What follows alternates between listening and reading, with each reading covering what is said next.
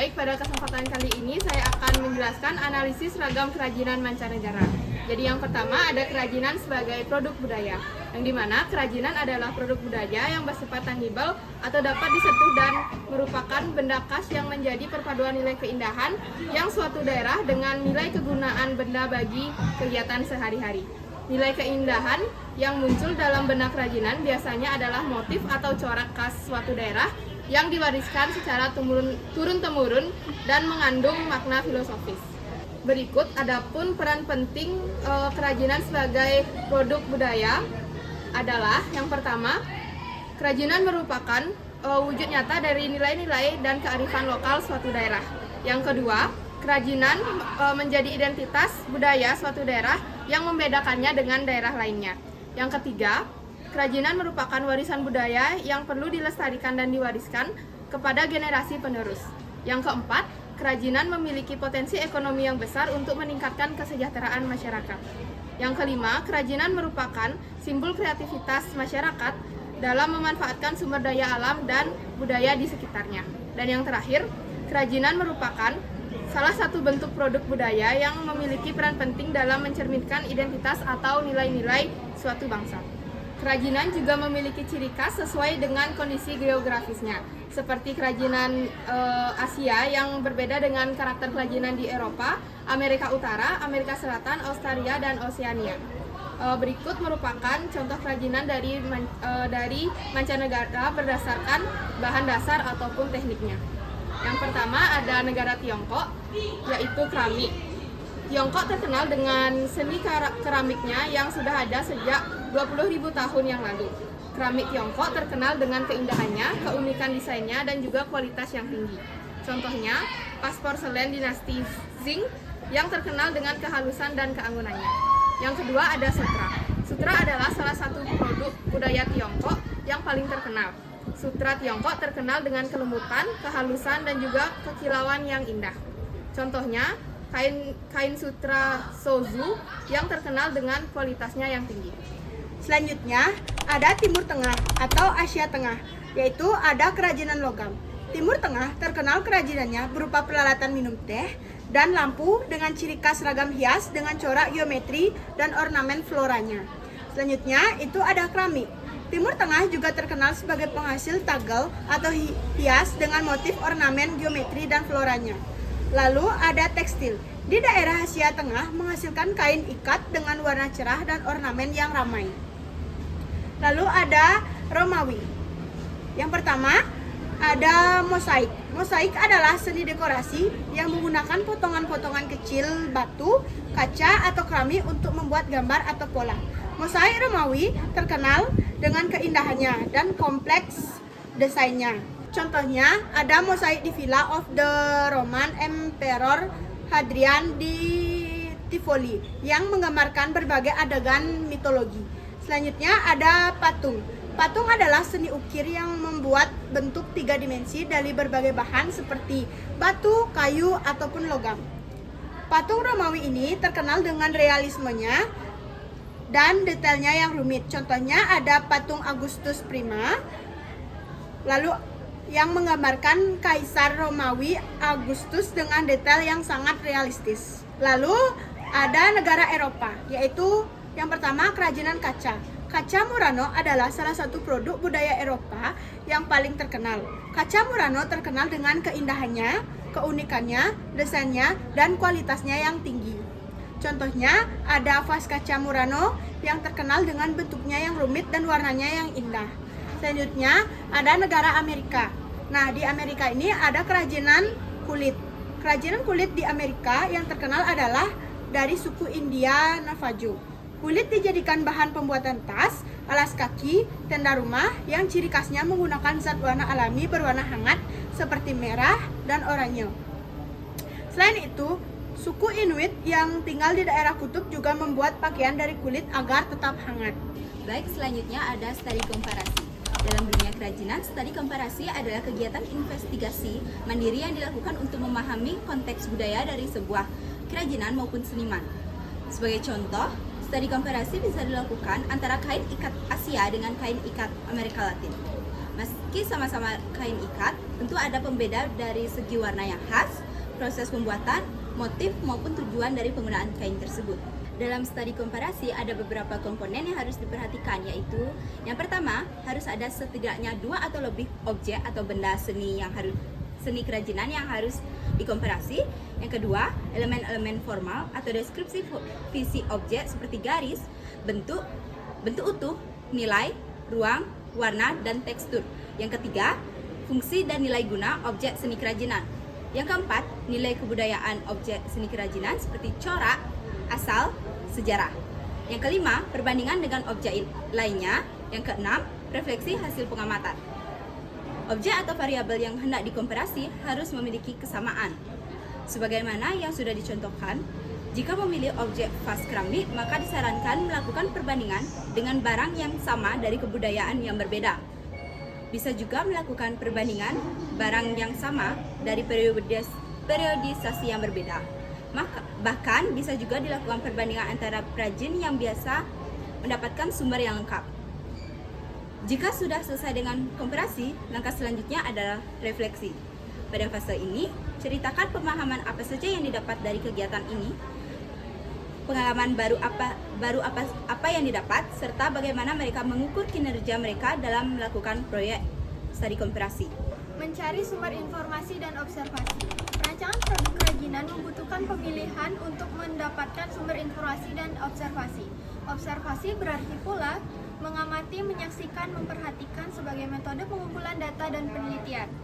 Kegiatan perancangan produk kerajinan berfungsi untuk mencari informasi tentang bahan baku yang tersedia di daerah sekitar, mengenal karakter bahan baku tersebut, memahami proses pengelolaannya, memahami kondisi dan kebutuhan masyarakat setempat, serta identitas daerah, mulai dari pola-pola tradisional hingga mitos-mitos lokal.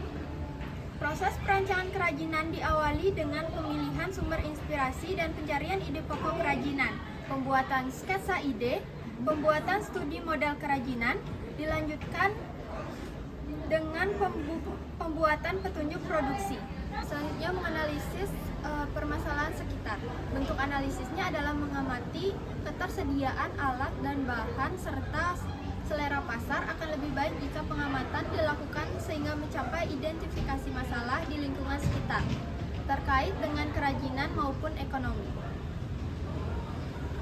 Contoh permasalahan yang dapat dianalisis dari lingkungan dijabarkan sebagai berikut. Yang pertama yaitu ketersediaan bahan dan alat lokal.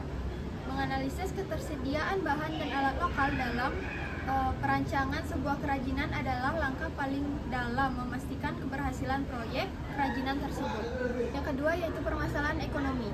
Analisis permasalahan ekonomi dalam menciptakan rancangan kerajinan adalah langkah penting untuk memastikan bahwa produk yang dihasilkan relevan, bermanfaat, dan memperhatikan keterbatasan-keterbatasan yang mungkin dihadapi.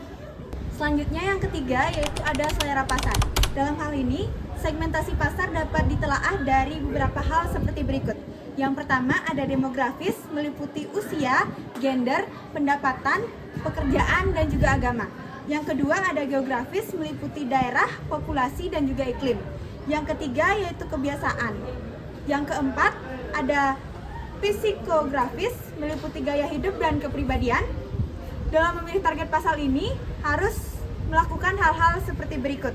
Yang pertama, mempelajari karakteristik, kebutuhan, dan preferensi setiap segmen pasar. Dan yang kedua, mempertimbangkan potensi pasar, kesesuaian dengan produk, dan kemampuan untuk menjangkaunya. Serta yang terakhir, persempit target pasar dengan demografi, psikografis, dan perilaku. Selanjutnya saya akan membahas tentang teknis perancangan. Dalam proses ini, perlu dipahami dahulu seperti apa metode pembuatan sebuah karya berkualitas yang mengacu pada sejumlah persyaratan tertentu. Adapun persyaratan-persyaratannya yaitu kegunaan atau utility, yang kedua kenyamanan atau comfortable, yang ketiga keluasan atau flexibility, dan yang terakhir ada keamanan atau safety. Teknis perancangan dapat dilakukan dengan melakukan beberapa langkah, yaitu yang pertama ada papan ide atau mood board, yang dimana papan ide ini adalah kumpulan ide visual yang dikumpulkan dalam satu papan atau board, baik secara manual maupun digital. Yang kedua, ada sketsa rancang dan desain final. Sketsa rancangan ini adalah gambaran kasar yang bersifat sementara dalam pembuatan rancangan produk secara umum. Sedangkan desain final merupakan pengembangan dari sketsa rancang yang sudah mendapatkan pengecekan dan siap untuk diproduksi. Yang ketiga yaitu ada penggabungan unsur-unsur identitas lokal atau daerah. Penggabungan unsur-unsur identitas lokal atau daerah dalam sebuah produk kerajinan merupakan salah satu cara untuk meningkatkan nilai estetika, makna, dan juga keunikan produk. Hal ini dapat membantu mempromosikan budaya dan tradisi lokal kepada khalayak yang lebih luas. Penggabungan unsur-unsur identitas lokal atau daerah dalam sebuah produk kerajinan dapat memberikan banyak manfaat antara lain sebagai berikut. Yang pertama yaitu meningkatkan nilai estetika, makna, dan keunikan produk. Yang kedua yaitu membantu mempromosikan budaya dan tradisi lokal kepada khalayak yang lebih luas. Yang ketiga yaitu meningkatkan nilai ekonomi produk kerajinan. Yang keempat yaitu memberikan identitas dan ciri khas pada produk kerajinan. Yang kelima yaitu ada menjaga dan melestarikan budaya dan juga tradisi lokal.